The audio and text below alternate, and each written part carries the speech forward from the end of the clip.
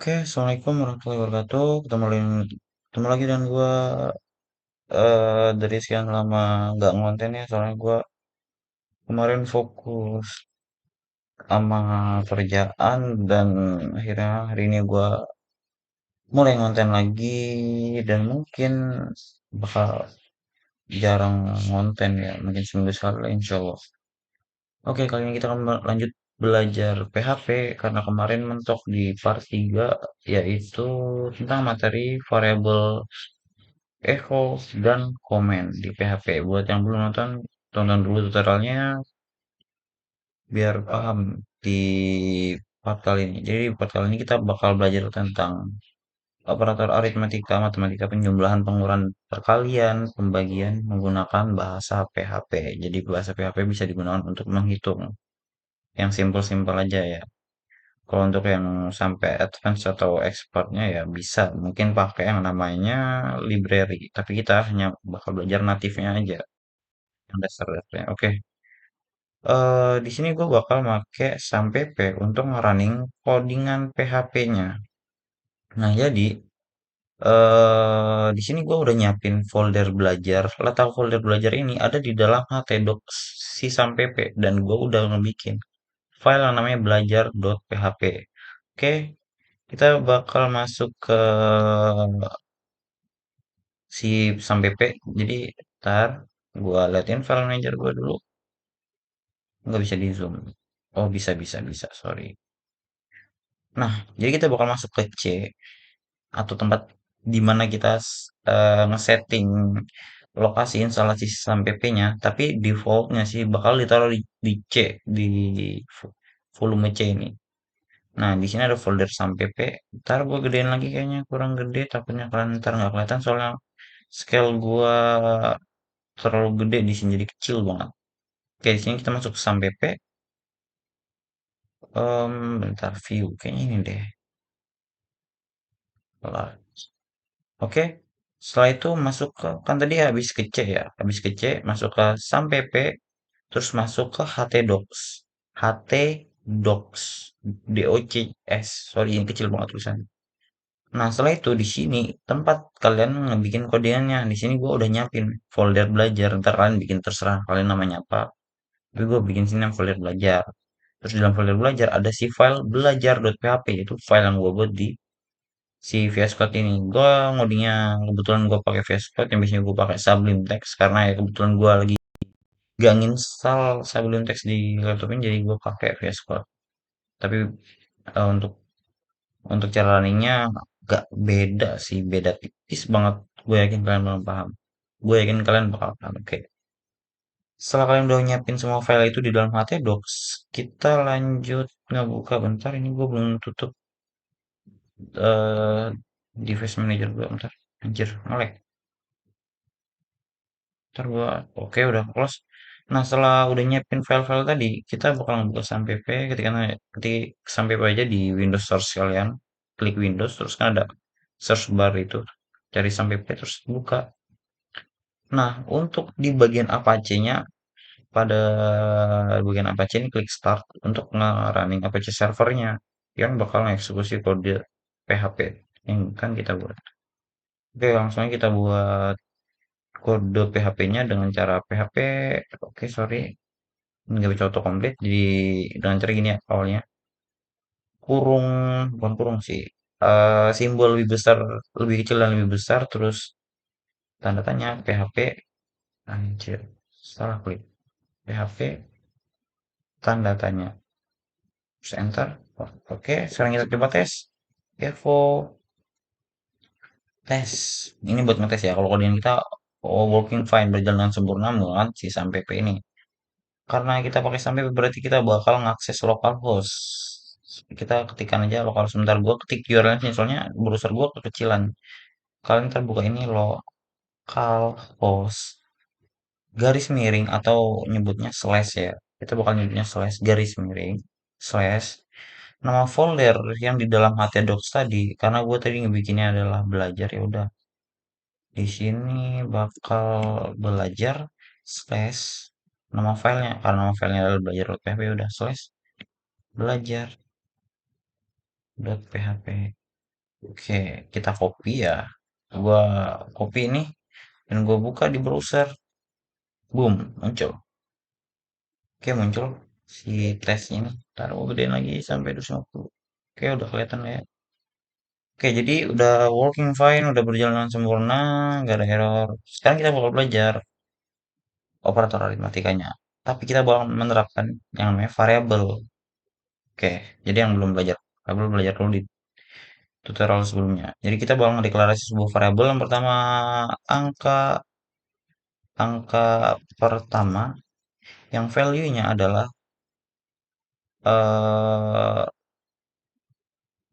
angka berapa ya? Misal 20 deh. Terus jangan lupa semikolon titik koma. Terus kita punya dua variabel nih. Ini angka kedua. Kedua, sorry, yang value-nya adalah 15. Iya 15 deh. Nah, terus ini kita bisa nge-echo, kita langsung jumlahin. Panggil si variabel angka pertama. Angka bisa terserah sih kebalik pun nggak apa-apa. Tapi kita berurut aja dulu angka pertama. Ini untuk penjumlahan ya. Kita echo juga, echo penjumlahan ini terus ini echo angka pertama ditambah pakai simbol plus untuk penjumlahannya. Ditambah dengan si variabel angka kedua. Jadi kita bakal menjumlahkan dua value atau nilai. Gue nyebutnya value ya.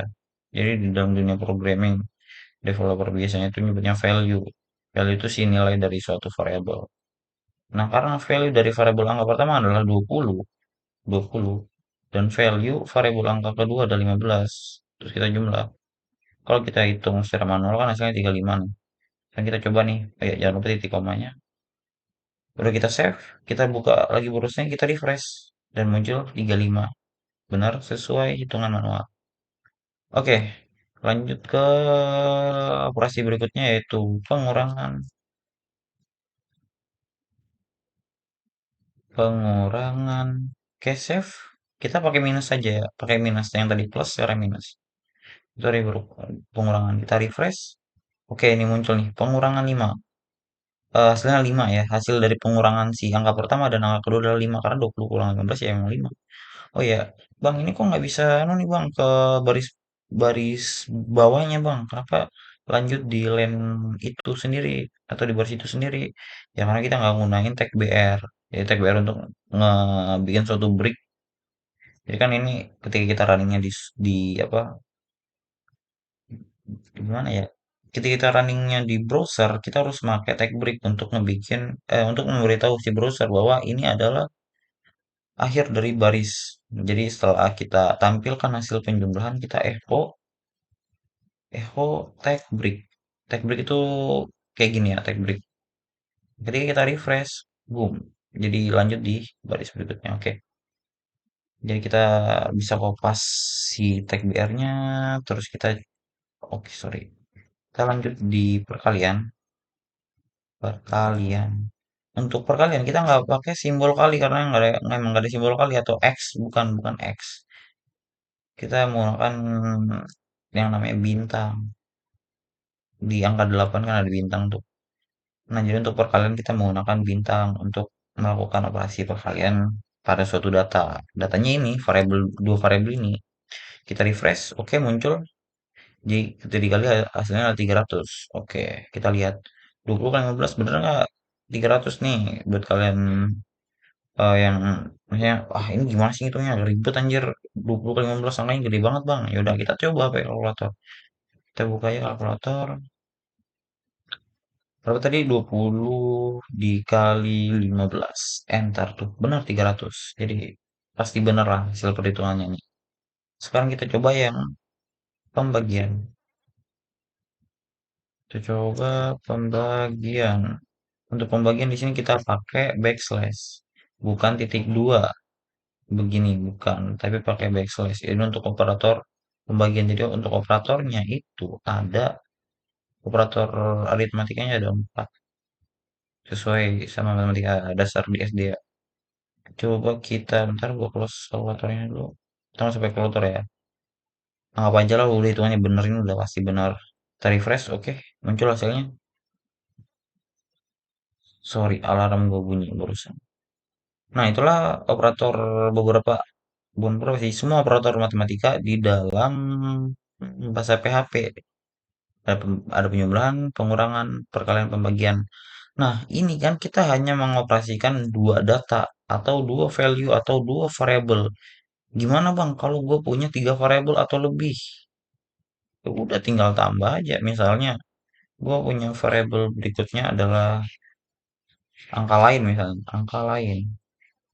Ada variabel angka lain yang value-nya adalah 10 misalnya. Ya udah, masukkan angka lain ini ke sini. Kita misalnya untuk penjumlahan kita angka pertama ditambah angka kedua, ditambah lagi masukkan variabel angka lain. Gitu. Jadi dia bakal ngejumlahin tiga kali. Kalau kita refresh tuh 45. Itu kan hasilnya 45. 20 tambah 15, 35 tambah 10, 45. Benar. Nah, bisa nggak kita terapin ke tempat ke operator lain? Tentu aja bisa. Kita tinggal kopas-kopas saja. Kita tes perkurangannya. Oke, sekarang minus 5.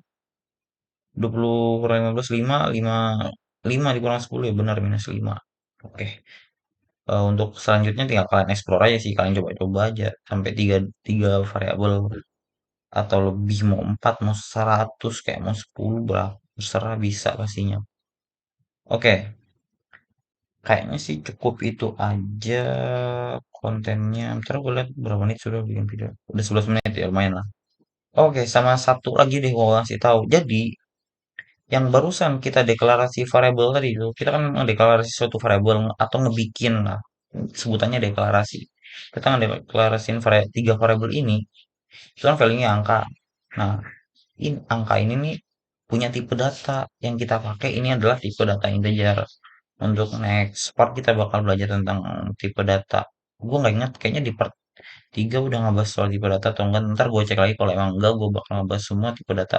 Dasar-dasar tipe data deh kayak nanti bakal ada string, boolean, integer, float.